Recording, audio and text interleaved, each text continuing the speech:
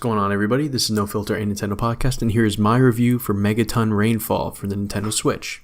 Megaton Rainfall is developed by Pentadimensional Games and is around $20 on the eShop.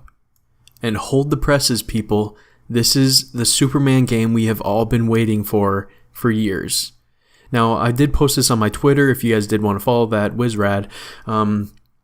This game, if this was the concept that Rocksteady came up with and they made a new game in the vein of the Batman Arkham series, but for Superman, it would be incredible. I mean, they captured the essence of a Superman game, of like a superhuman, perfectly in this game here. While yes, it is a slightly less of a budget, obviously, than compared to, say, a Rocksteady with Warner Brothers backing behind it, this is 100% a solid effort, and I had an absolute blast playing it. So in the game, you play a superhuman being that seems to just be born out of the ether.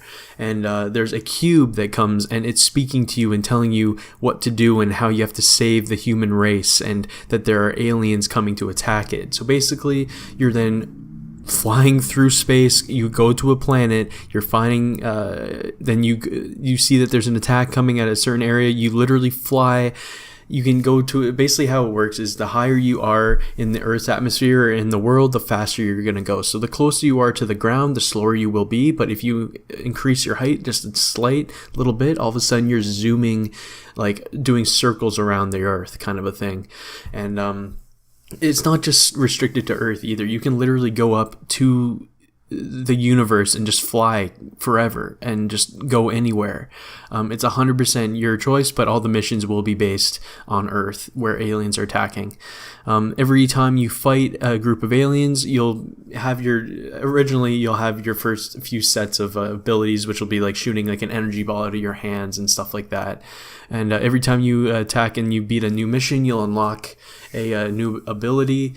And you'll just increase from there for every mission you go through. The aliens will range from large, huge UFOs to smaller saws that are attacking buildings, which, by the way, everything in the world is modeled. It might not be the most detailed thing, but if you go down you can walk on the ground in the world, and there's full buildings 40 stories high above you. There's cars, there's people in every city that there is.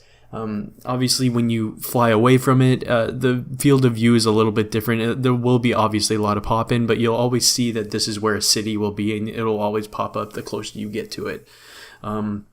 It works. It really works. And I think this is one of the reasons why it's been tough for larger companies to really do this, is because I feel like a Rocksteady, for example, they wouldn't want to have pop-in like this. And that's probably one of the reasons why they couldn't do a game like this, is because they wouldn't be able to have the field of view and the speed that Megaton Rainfall allows you to have, because they'd be scared of the pop-in and stuff like that Megaton Rainfall obviously has. But you just need to look past that. It's really not a big deal having a little bit of pop-in there when you're literally flying from the sun to Earth in a matter of like 30 seconds. You know what I mean? Like it's a sight to behold. It really is. It looks amazing. And fighting the aliens is really cool too. There's a lot of different alien varieties.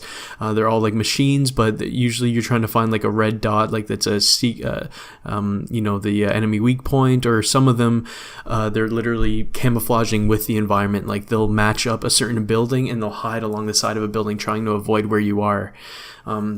It's really cool. There's a lot of variety in those as well. So all the fights are very intriguing and it looks really cool. And I found a lot of time when I'm playing the game, I'm literally just trying to make some cinematic moments that you'd see in like a Superman movie. Like I'll be flying or I'll be underwater, which you can do as well, which again, like you can do anything in this game. It's really cool. You can be underwater and all of a sudden fly up, fly through a city, just zooming through all these buildings, then fly up through the stratosphere, attack a huge enemy mothership, then fly back down while you're trying to save those the remnants of the mothership that you blew up in the space from falling and killing the people on the Earth below. It's really cool, and they've really thought of a ton of things to throw in here for a game like this. And for $20, I'm really impressed with how fun the game was, how much is packed into the game, and just the concept in general of being a superhuman, being able to fly circles around an Earth, being able to shoot laser beams out of your eyes and shoot energy balls out of your hands. And all this crazy stuff. It's really cool to play, and I think a lot of people should give this game a go. It's not the most polished thing ever. For an indie project, this is like infinitely impressive.